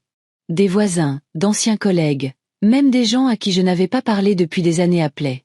Tout le monde voulait connaître les détails, exprimer son soutien ou simplement bavarder. Je répondais poliment mais brièvement, sans entrer dans les détails. Cette histoire était déjà assez douloureuse. Je n'avais pas besoin d'en faire un divertissement pour les curieux. Vers le soir, Aurore a appelé. « Madame Lefebvre, comment allez-vous? J'espère que les événements d'hier ne vous ont pas trop bouleversé. »« Ça va, » ai-je répondu. Je suis juste fatiguée des appels. Toute la ville semble parler de notre scandale familial. Malheureusement, c'est inévitable, a soupiré Aurore. Mais la bonne nouvelle, c'est qu'après hier, votre fille a enfin reçu la notification officielle du procès. Maintenant, elle devra soit répondre au tribunal, soit trouver un arrangement. Vous pensez qu'elle voudra trouver un arrangement? Ai-je demandé avec hésitation. Probablement. Surtout si elle engage un bon avocat. N'importe quel avocat lui conseillerait d'éviter un procès, vu la quantité de preuves contre elle. Aurore avait raison. 3 jours plus tard, Chloé m'a appelée elle-même. Sa voix semblait inhabituellement sobre. « Maman, il faut qu'on parle. Je peux passer? » Bien sûr, dis-je, un peu surprise par son ton. Chloé est arrivée 1 heure plus tard. Elle avait l'air amaigrie, avec des cernes sous les yeux. Elle était habillée simplement, sans les vêtements chics habituels, jeans, pull, maquillage minimal. En entrant dans la maison, elle a marqué une pause, incertaine, dans le couloir, comme si elle ne savait pas où aller. « Viens dans la cuisine, dis-je. Je viens de faire du thé. » Nous nous sommes assis à table, l'une en face de l'autre. Chloé tenait la tasse à 2 mains, comme pour se réchauffer. « Maman, » a-t-elle commencé après une pause, « je suis venue parler du procès. » Je m'en doutais, ai-je hoché la tête. Je t'écoute. J'ai engagé un avocat, a dit Chloé. Il a regardé le dossier et a dit que... Elle a bégayé. Que je n'ai pas beaucoup de chances de gagner. Les preuves sont trop accablantes. Je suis restée silencieuse, attendant qu'elle continue. Il a proposé un règlement à l'amiable, a poursuivi Chloé, pour éviter un procès et d'éventuelles poursuites pénales. Et que comprend ce règlement? Ai-je demandé. Je reprends le prêt, a dit rapidement Chloé. Je le mets à mon nom. Je paie tous les intérêts et les pénalités. Je te dédommage pour le préjudice moral. 10 000 €. En échange, tu retires ta plainte et tu ne portes pas plainte à la police. J'y ai réfléchi. La proposition était raisonnable d'un point de vue pratique, mais quelque chose me dérangeait. Et la maison? Ai-je demandé. Que arrivera-t-il à la maison des terrasses du lac? Chloé a pincé les lèvres. Frank et moi avons décidé de la vendre. Après le scandale, après tout ce qui s'est passé, nous ne pouvons pas y rester. En plus, nous avons besoin de l'argent pour rembourser le prêt et te dédommager. Je comprends, ai-je hoché la tête. Et toi, réalises-tu ce que tu as fait? Qu'est-ce que tu veux dire? Chloé a froncé les sourcils. Je veux savoir si tu réalises la gravité de ce que tu as fait, ai-je expliqué. Tu n'as pas seulement pris de l'argent sans demander. Tu as falsifié des documents, fraudé la banque, mis en péril ma sécurité financière. C'est un crime, Chloé. Je sais, dit-elle doucement. Mon avocat m'a expliqué toutes les conséquences possibles. Jusqu'à 5 ans de prison, une amende pouvant aller jusqu'à 250 000 €, un casier judiciaire. Je ne parle pas des conséquences juridiques, ai-je interrompu. Je parle du côté moral. Réalises-tu que tu as trahi ma confiance? Que tu m'as fait ce qu'une fille ne devrait jamais faire à sa mère? Chloé est restée silencieuse, fixant sa tasse. Pourquoi as-tu fait ça? Ai-je demandé. Je veux vraiment comprendre. Franck et moi rêvions depuis longtemps d'une maison au bord du lac, a commencé Chloé après une pause. Mais nous n'avions pas assez d'argent pour un apport. Et puis j'ai appris que Thomas, un ancien ami d'université, travaillait à la banque de Beaupré. Il a dit qu'il pouvait t'aider avec le prêt, mais qu'il avait besoin d'un co-emprunteur avec un bon historique de crédit. Au début, j'ai pensé te demander, mais tu as décidé qu'il serait plus facile de falsifier ma signature, ai-je terminé pour elle. Je savais que tu dirais non, a dit Chloé avec une amertume soudaine. Tu as toujours été si correcte, si prudente. Toujours à dire non à toute proposition risquée. Et je voulais cette maison. Je voulais montrer à tout le monde que j'avais réussi ma vie, que je n'étais pas juste une inspectrice des services sociaux mal payée, mais une femme qui a réussi, qui peut se permettre les terrasses du lac. Et pour ça, tu étais prête à risquer ma maison, ma réputation, mon avenir. Je ne pensais pas que tu le découvrirais, a dit Chloé doucement. Nous avions prévu de payer le prêt à temps, sans retard.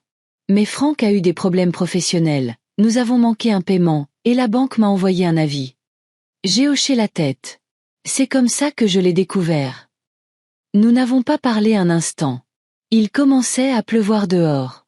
Les gouttes tapaient sur l'avant-toit, un son calme, monotone, apaisant. Eh bien, dis-je enfin. Je vais examiner ta proposition de règlement. Mais je dois consulter mon avocate. Bien sûr, a hoché la tête Chloé rapidement. Je comprends. Mais maman, s'il te plaît, ne porte pas ça devant les tribunaux. Ça ruinerait ma carrière, je perdrais mon emploi. Et Zoé, elle aurait tellement honte devant ses amis. J'ai regardé ma fille, et je n'ai pas vu de remords. J'ai vu de la peur. La peur des conséquences, pas la honte de ce qu'elle avait fait. Elle ne réalisait toujours pas que le problème principal n'était pas la menace sur sa carrière ou sa réputation, mais le fait qu'elle avait trahi sa propre mère. Je te donnerai une réponse dans quelques jours, ai-je dit. Je dois y réfléchir. Chloé est partie, laissant derrière elle un sentiment d'inachevé. Je n'ai vu en elle aucun remords sincère, seulement le désir d'éviter les ennuis. Et cela m'a fait douter de l'idée d'un règlement à l'amiable. Le lendemain, Léo est arrivé. Contrairement à sa sœur, il était agressif dès le début. « Maman, ça va trop loin. Tu réalises que tu détruis notre famille avec tes actions ? » « Je ne détruis pas la famille, Léo, dis-je calmement. C'est toi et Chloé qui l'avez fait, quand vous avez décidé que vous pouviez m'utiliser pour vos propres fins. Oh mon Dieu, c'est tellement mélodramatique. Il a levé les yeux au ciel. Personne ne t'a utilisé. Chloé voulait juste une vie meilleure pour sa famille. Elle a toujours voulu une maison au bord du lac. Et elle a décidé de l'obtenir à mes dépens, ai-je dit. Ça s'appelle une fraude, Léo. Et tu le savais, mais tu n'as rien fait pour arrêter ta sœur. Léo arpentait la pièce nerveusement. Écoute, je n'étais pas au courant de tous les détails, d'accord ? Chloé m'a dit que vous aviez un accord, que tu avais accepté d'aider avec le prêt. Et tu l'as cru ? Ai-je souri. Après m'avoir connu toute ta vie, as-tu vraiment cru que j'accepterais de contracter un prêt de près d'1 million d'euros ? Je ne sais pas, a haussé les épaules Léo. Peut-être que tu as finalement décidé de faire quelque chose d'utile pour tes enfants. Ces mots m'ont frappé comme une gifle. Finalement décider de faire quelque chose d'utile. Comme si toutes les années de soins, d'amour, de soutien ne signifiaient rien. Comme si je leur devais quelque chose de plus, en plus de ce que je leur avais déjà donné. Va-t'en, dis-je doucement. Maintenant. Maman, ne sois pas si dramatique. Léo a essayé de me prendre la main. Je veux juste que tu retires la plainte. Chloé est déjà punie, tout le monde en parle, Franck est sur le point de divorcer, la maison devra être vendue. Va-t'en, ai-je répété. Je ne discute pas de ça avec toi. Surtout après ce que tu viens de dire. Léo a voulu protester, mais quelque chose dans mon visage l'a arrêté. Il a soupiré et s'est dirigé vers la porte. Tu le regretteras, maman. Quand tu seras toute seule. Après son départ, je suis restée longtemps dans la cuisine, regardant par la fenêtre et réfléchissant. Peut-être que Léo avait raison. Peut-être que j'étais trop dure avec Chloé. Après tout, c'est ma fille, quelles que soient ses erreurs. Mais ensuite, je me suis souvenue de son visage quand elle parlait des conséquences possibles pour sa carrière. Pas un mot sur la façon dont son acte m'avait affectée. Pas le moindre indice qu'elle comprenait avoir fait quelque chose d'irréparablement mal à sa propre mère. J'ai appelé Aurore et je lui ai parlé de l'offre de Chloé. Juridiquement, c'est une offre raisonnable, a dit l'avocate. Vous serez dédommagé et libéré de vos obligations de prêt. Mais bien sûr, la décision vous appartient. Que se passe-t-il si nous poursuivons le procès? Ai-je demandé. Compte tenu des preuves, le tribunal se prononcera presque certainement en votre faveur, a répondu Aurore. La banque sera obligée d'annuler le contrat de prêt comme étant frauduleux. Et ensuite, il y a deux options. Soit la banque se tourne vers la police pour signaler la fraude, soit elle essaie de récupérer l'argent auprès de votre fille dans le cadre d'une procédure civile. Et la maison? La maison sera très probablement saisie pour rembourser le prêt, car elle constitue la garantie du prêt. J'ai réfléchi. Étrangement, la perspective de perdre la maison m'inquiétait le moins. Après tout, ce n'était pas ma maison. Je n'y avais même pas mis les pieds avant cette soirée. Plus importante était la question. Qu'est-ce que Chloé apprendrait si j'acceptais simplement un règlement à l'amiable? Je dois y réfléchir, ai-je dit à Aurore. Je vous ferai savoir ce que je décide.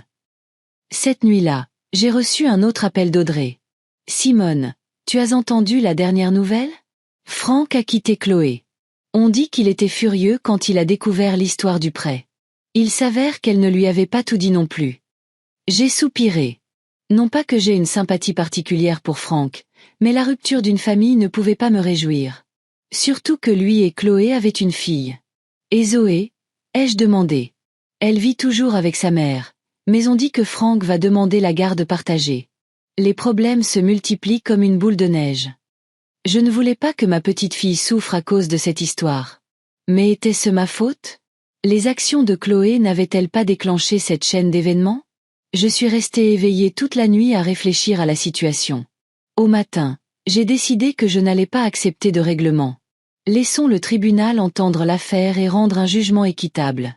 Ce n'est qu'alors que Chloé réalisera vraiment la gravité de ce qu'elle a fait. Le procès a commencé un mois plus tard. Chloé avait engagé un avocat cher de la capitale, qui a bâti sa défense sur le fait que j'aurais prétendument donné mon consentement verbal au prêt. Mais quand Aurore a présenté les preuves, expertises graphologiques, documents médicaux prouvant mon alibi, témoignages d'employés de la banque, il est devenu clair que la défense ne tenait pas la route. La juge, une femme âgée au regard perspicace, a écouté attentivement les deux parties. À la fin de la deuxième session, elle a déclaré « Les preuves montrent clairement que Madame Caldwell a agi sans le consentement de sa mère et a falsifié sa signature sur les documents de prêt. De tels actes entrent dans la définition de la fraude et du faux en écriture. Cependant, compte tenu de la relation familiale entre la plaignante et la défenderesse, je suggère que les parties reconsidèrent la possibilité d'un règlement à l'amiable. L'audience est suspendue pour une semaine. Pendant la suspension, Chloé m'a approchée dans le couloir du tribunal. Elle avait l'air épuisée et déprimée. « Maman, s'il te plaît, finissons en. Tu vois ce qui va suivre. Je pourrais tout perdre, mon travail, ma réputation, peut-être même ma liberté. Pense à Zoé. Qu'est-ce que ce sera pour elle de vivre avec la stigmatisation d'être la fille d'une criminelle? » Je l'ai regardée, et je n'ai pas vu une fille repentante, mais une personne qui essaie d'éviter la responsabilité de ses actes jusqu'au dernier moment. Même maintenant, elle ne pensait qu'à elle-même et utilisait Zoé comme un moyen de pression. « Tu aurais dû penser à Zoé avant de commettre ce crime, dis-je doucement. C'est de ça qu'il s'agit. » Chloé a souri amèrement. « Tu essaies de me donner une leçon? De prouver que maman a toujours raison? De te venger de toutes les années où je ne t'ai pas obéi? Non, Chloé. » J'ai secoué la tête. Je veux juste la justice. Et je veux que tu réalises enfin que tes actions ont des conséquences. Pas seulement pour toi, mais pour les autres. Chloé m'a regardé avec un mélange d'incrédulité et de colère. Tu sais quoi? Fais ce que tu veux. Mais après ça, je ne te considère plus comme ma mère. Et tu peux oublier que tu as une petite fille. Elle s'est retournée et s'est éloignée, me laissant debout dans le couloir vide avec le cœur lourd. Ces paroles m'ont profondément blessée, mais n'ont pas ébranlé ma résolution. Si c'était le prix de la justice, j'étais prête à le payer. Une semaine plus tard, le tribunal a statué en ma faveur. Le contrat de prêt a été déclaré nul et non avenu, et la banque a été condamnée à annuler toutes mes obligations en vertu de celui-ci. Chloé a dû me verser une indemnité de 20 000 € pour préjudice moral. La juge a également noté que la banque avait le droit de s'adresser aux forces de l'ordre pour signaler la fraude, mais cette décision était laissée à la discrétion de l'institution financière. Après l'annonce du verdict, Chloé est passée devant moi sans dire un mot, sans me regarder. Léo, qui était assis dans la salle d'audience, s'est également détourné avec défi. J'étais seule, à l'exception d'Aurore et d'Audrey, qui m'avaient soutenue tout au long du procès. Vous avez gagné, Madame Lefebvre, a dit Aurore en me serrant la main. Justice a été rendue. Oui, ai-je hoché la tête.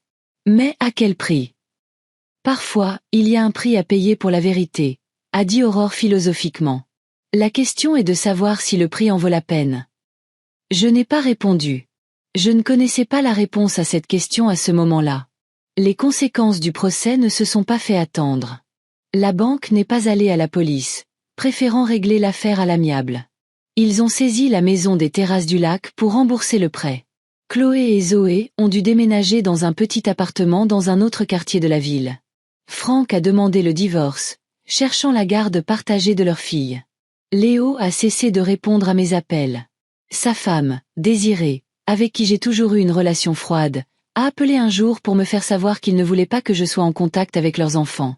Ils sont trop impressionnables pour les drames familiaux, a-t-elle dit. Je me suis retrouvée isolée. Les enfants et petits-enfants, qui n'étaient déjà pas très désireux de socialiser avec moi auparavant, avaient maintenant complètement rompu les relations. J'étais devenue une paria dans ma propre famille. Étrangement, je ne ressentais pas autant d'amertume que ce à quoi je m'attendais. Étais-je en peine? Bien sûr.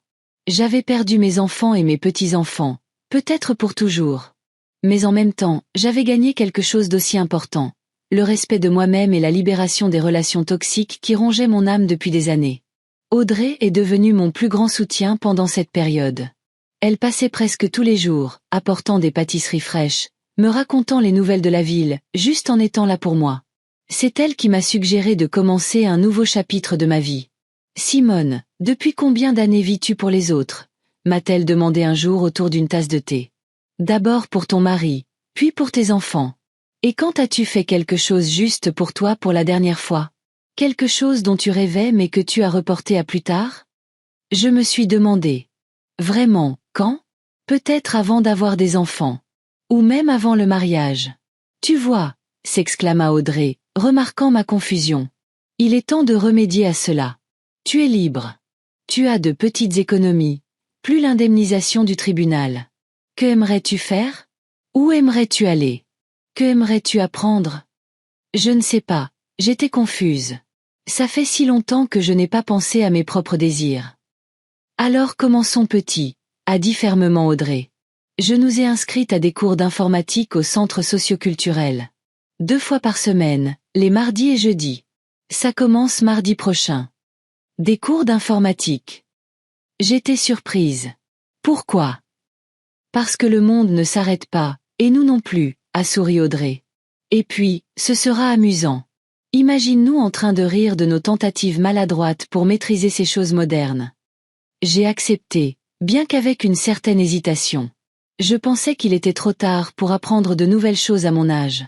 Mais Audrey était catégorique, et elle avait raison.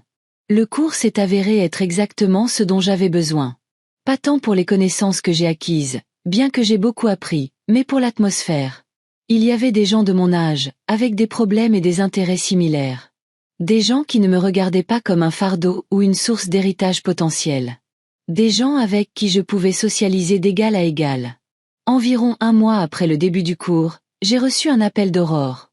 Madame Lefebvre, j'ai des nouvelles pour vous. La Banque nationale de Beaupré vous propose 15 000 € supplémentaires pour préjudice moral. Ils ont admis que leur employé, Thomas Perrin, a violé leur procédure de contrôle lors de l'octroi du prêt, et ils veulent éviter d'autres poursuites. Eh bien, c'est assez juste, ai-je dit. Si la banque avait été plus vigilante, rien de tout cela ne serait arrivé. Tout à fait, a convenu Aurore. Je vais préparer tous les documents nécessaires. Comment allez-vous, au fait? Étonnamment bien, ai-je dit honnêtement. Bien sûr, passer du temps avec mes petits-enfants me manque, mais sinon, je me sens plus libre que je ne l'ai été depuis des années. Je suis contente de l'entendre, la voix d'Aurore semblait sincèrement heureuse. Vous savez, j'ai vu beaucoup de cas comme celui-ci, et souvent, les gens, même s'ils gagnent au tribunal, ont l'impression d'avoir perdu à cause d'une relation brisée. Mais vous semblez avoir trouvé quelque chose de positif dans cette situation. Oui, je suppose que oui, ai-je convenu. J'ai réalisé que je peux vivre pour moi-même, pas seulement pour mes enfants. Et que ma valeur en tant qu'être humain ne dépend pas de leur attitude envers moi. Ayant reçu une compensation supplémentaire de la banque, pour la première fois de ma vie, j'étais propriétaire d'une somme d'argent assez importante, dont je pouvais disposer à ma guise. Auparavant, toutes mes économies étaient soit dépensées pour les besoins de ma famille, soit épargnées pour les mauvais jours. Maintenant, je pouvais me permettre quelque chose dont j'avais longtemps rêvé, mais que je n'avais jamais osé faire. Tu devrais faire un voyage, m'a exhorté Audrey. Tu te souviens que tu as toujours voulu voir l'Italie? C'était il y a longtemps, ai-je souri. Avant même la naissance des enfants. Henri avait promis que nous y irions pour nos noces d'argent. Mais ensuite, ces problèmes de santé ont commencé, et je n'ai plus eu le temps de voyager. Alors rattrape le temps perdu, a cligné de l'œil Audrey. Imagine Venise, les gondoles, les rues étroites, les cafés sur la place Saint-Marc. Viendrais-tu avec moi? Ai-je demandé soudainement. Audrey s'est figée, une tasse aux lèvres. Moi? Mais je pensais que tu voudrais y aller seule. Pourquoi voudrais-je y aller seule? J'ai secoué la tête. Ce serait plus amusant à deux. Et puis, tu as toujours été plus courageuse que moi. Si je suis perdue, tu sauras exactement quoi faire. Audrey a souri. Tu sais, je n'ai jamais été en Europe. J'ai toujours voulu, mais il y a toujours eu les enfants, les petits-enfants, les engagements. Oui, Simone. J'irai. Bien, dis-je.